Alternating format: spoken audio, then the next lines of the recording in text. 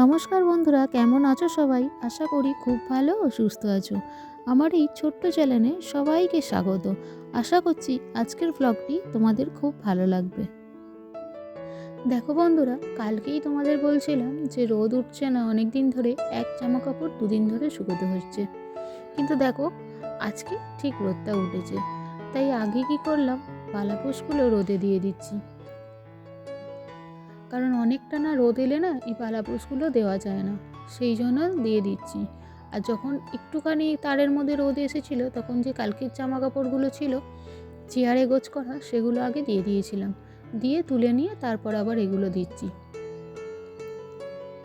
কারণ ওগুলো এবার গোছাতে হবে তো সেই জন্য। তো দেখো এখন তো আমি গোছ কাজ শুরু করে দিয়েছি জামা কাপড়গুলো, আর কুঁচকেও গেছে, দেখো চেয়ারে রেখেছিলাম বলে সারা রাত, সেই জন্য।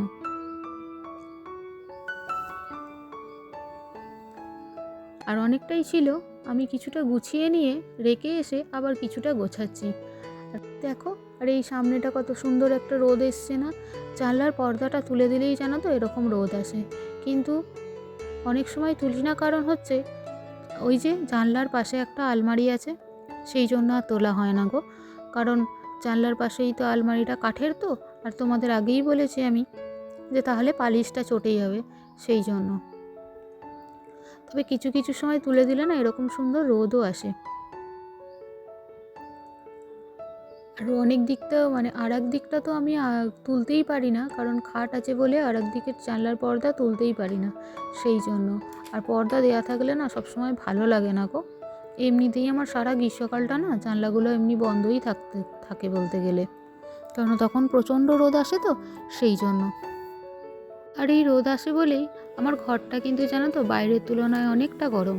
অনেকেই এসে বলে তোমার ঘরটা খুব গরম, কিন্তু ওই যে গ্রীষ্মকালে তখন মনে হয় হ্যাঁ মালুম পাওয়া যায় কতটা আমার ঘরটা গরম, তখন আর থাকা যায় না। তাই শীতকালে ভালোই লাগে, অতটা গরম মানে ঠান্ডা মনে হয় না, বুঝতে পারি না, কারণ প্রচণ্ড রোদ পায় তো ঘরটা, সারা ঘরটা, সেই জন্য।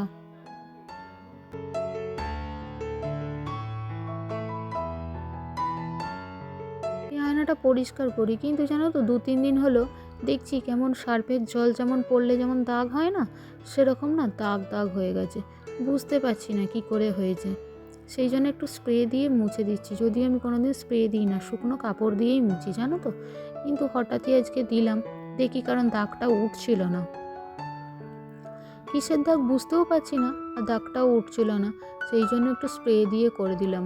কারণ আমি কলিন ইউজ করি না, কলিনে আমি দেখেছি কেমন কাঁচটা খারাপ হয়ে যায়, সেই জন্য। এমনি কাঁচগুলো ভালো হয়, কিন্তু এই আয়নাগুলো মিররগুলো না একদম হয়ে যায়, খারাপ হয়ে যায়, সেই জন্য আমি আর করি না, কাঁচ করি না।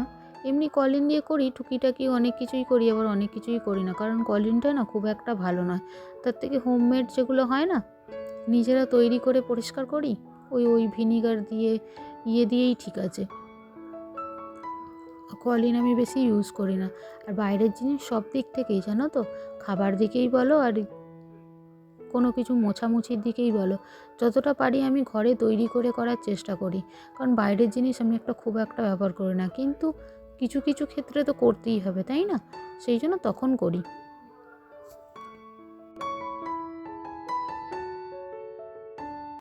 দেখো তোমাদের সাথে কথা বলতে বলতে এবার আমার ঘরটা মোছা হয়ে গেল।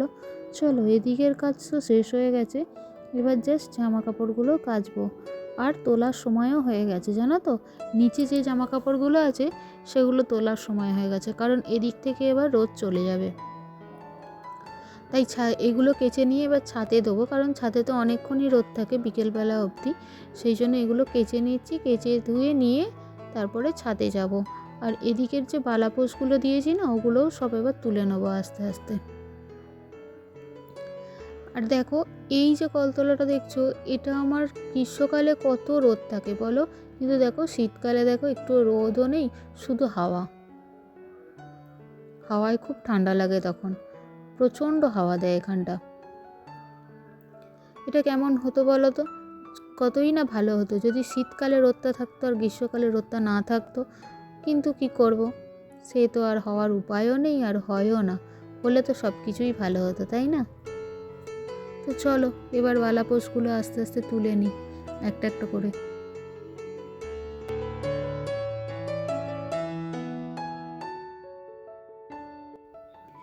এই যে বালাপোষটা, এটা তোমাদের দাদাভাই দেয়, আর ওই যে আর একটা আছে ওটা আমি দিই। এই আমার বালাপোষের ওয়ারটার মতো না আমি কিনতে চাইছি, কিন্তু আর পারছি না, জানো তো। এই বালাপোষের ওয়ারটা আমি চেঞ্জ করতে চাইছি, কিন্তু ওই রকম বেশ কি সুন্দর ওয়ারটা আসলে যখন এসেছিল না, তখন আমি ঠিক মানে ভেবে পাইনি ভালো হবে কি খারাপ হবে, কারণ কোনো দিন দেখিনি তো, সেই জন্য আর কিনিও নি ভরসা করে। আর এখন যখন খোঁজ করি তখন ওটা আর পাই না, কারণ এই বালাপোষের ওয়ারটা মানে ওয়ারটাই না খুব ভালো, জানো তো। কারণ সেই একরকম কম্বলেরই মতো তো, সেই দিলে গায়ে খুব গরম থাকে, অনেকটা গরম থাকে সেই জন্য। আর যখন কিনেছিলাম তখন একদমই বুঝতে পারিনি যে কেমন হবে না হবে, সেই জন্য ভয়ে ভয়েই কিনেছিলাম একখানা। আর এখন দেখছি কি ভালো গো, কিন্তু দোকানে খোঁজ করলেও আর পাওয়া যায় না। আমি দেখেছি এক একটা জিনিস এক একবারই আসে, জানো তো, তারপর আর সেই জিনিসটা যদি আমি খোঁজ করতে যাই তখন আর পাই না, খুব খারাপ লাগে। আর ভুল হয়ে গেছে, কি করব বলো। তো চলো এখন গিয়ে রোদে দিয়ে আসি।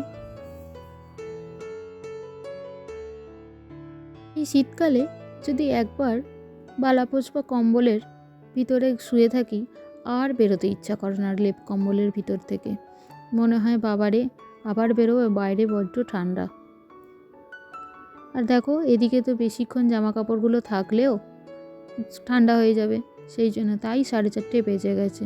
তবে একটু দিনটা আস্তে আস্তে বড় হচ্ছে বলে দেখো, সেই জন্য আলোটাও আছে, না হলে থাকতো না। এটা যদি নভেম্বর মাস হতো এখন তো অন্ধকারই হয়ে যেত। নভেম্বর মাসগুলো 4:30-5টাতেই তো অন্ধকার। তো চলো নিচে যাই। গুড ইভিনিং বন্ধুরা, আর এখন চলে এসেছি তোমাদের কাছে। সন্ধে টন্ধে সবই দেওয়া হয়ে গেছে, আর আজকে সন্ধেবেলার রান্না হবে ফুলকপির রোস্ট আর লুচি। লুচি বলতে 2-4টে ওই কচুরি করব, বাদ বাকিটা লুচি করব। আর দেখো ফুলকপিটা ভাজা হয়ে গেছে, আর এখানে গরম মশলা ফোড়নে দিয়েছি আর গোটা জিরে দিয়েছি, দিয়ে আদাটাকে একটু ভেজে নিচ্ছি, আর বাটা মশলা দিয়ে এবার নেড়ে চেড়ে কষিয়ে নেব। বাটা মশলার মধ্যে আছে 4 মগজ, কাজু বাদাম বাটা, টমেটো বাটা আর কাঁচা লঙ্কার বাটা। এই 4টেকে নিয়ে একবারে বেটে নিয়েছি। বেটে নিয়ে এবার নেড়ে চেড়ে নিচ্ছি। ভাজা হয়ে গেলে হলুদ, লঙ্কা, জিরে গুঁড়ো দিয়ে দেবো, দিয়ে নেড়ে নেবো, দিয়ে ফুলকপিগুলো দিলেই হয়ে যাবে। আর হ্যাঁ, যারা ধনে খেতে ভালোবাসে তারা ধনে গুঁড়ো আর দিয়ে দিও। আর একটু মিষ্টি, নুন মিষ্টি তো দিতে ভুলো না যেন, দেবে, দেখবে দারুণ খেতে লাগে এগুলো ফুলকপিগুলো। আর আগের দিনকে তোমাদের আমি বলেছিলাম না অনেকগুলো হয়ে গেছে, সেই জন্য, শুধু সেই জন্যই না, আর ভালোও লাগে খেতে। দেখবে তোমাদের দাদাভাই অনেক দিন থেকে বলছে চিলি ফুলকপি খাবো, করব করে আর করা হচ্ছে না। কারণ কি বলো তো, অনেক দিনই নিরামিষ হয়ে যাচ্ছে তো, সেই জন্য আর হচ্ছে না। ও চিলি ফুলকপির সাথে রুটি খেতে খুব ভালোবাসে, পরোটা হলে তো কথাই নেই, কিন্তু কি বলো তো, পরোটা খেলে ওর আবার অ্যাসিডিটির প্রবলেম আছে না, সেই জন্য খেতে বেশি পছন্দ করে না। মানে কি করব, পছন্দ থাকলেও কিছু উপায় নেই, করা হয় না। তো দেখো এখন আমার রোস্টটা হয়ে গেছে, ফুলকপির তরকারি হয়ে গেছে। এবার চলো ময়দাটা মেখে নিই। আজকে অন্য ধরনের একটু করব। আজকে একটু ময়দার মধ্যে মৌরি দেবো, মৌরি দিয়ে ময়দাটাকে মেখে নেবো। কারণ কিছুটা তো লুচি করব, আর কিছুটা ওই বললাম একটু পুর আছে, ওই পুর দিয়ে কচুরি করব, সেই জন্য। তো দেখো এটা খেতে অন্যরকম লাগে। তোমরা যারা মানে নিত্য নতুন রেসিপি ট্রাই করতে পছন্দ করো, তারা এরকমভাবে করে খেয়ে দেখতে পারো। এরই মাঝে আমি তোমাদের দাদাভাইকে ফোন করেছিলাম, সে বললো আসতে একটু লেট হবে। আর দেখবে লুচি একটু ফুলো ফুলো বা একটু গরম গরম না খেলে ভালো লাগে না। তবে আমি আবার বাসির লুচিটা বেশি পছন্দ করি, গরমের থেকে, ফুলোর থেকে। কিন্তু অনেকে পছন্দ করে গরম গরম ফুলকো লুচি।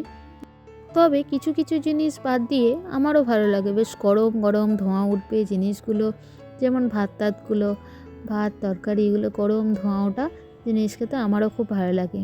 এটা বলতে বলতেই মনে পড়লো, জানো তো আমরা না এক বছর কামারপুকুর গিয়েছিলাম, আর ওখানে এরকম গরম গরম জিনিস খেতে দারুণ লাগছিল, কি বলবো। দেখবে যে কোনো জিনিস একটু গরম হলে না, এই শীতকালে বিশেষ করে খুব ভালো লাগে, অমৃত সমান। তো যাই হোক, দেখো আমার লুচি ভাজা হয়ে এসছে, কমপ্লিট হয়ে এসছে। তো আজকের মতো আমার বকবক এখানেই। তোমরা সুস্থ থেকো, ভালো থেকো, আর আমার একটা পরের ব্লগের জন্য অপেক্ষা করো। আর এই ব্লগটি যদি তোমাদের ভালো লেগে থাকে তাহলে একটু লাইক করে দিও, ভালো লাগলে আর একটু শেয়ার করো আর কমেন্ট করো। তো আজকের মতো টাটা।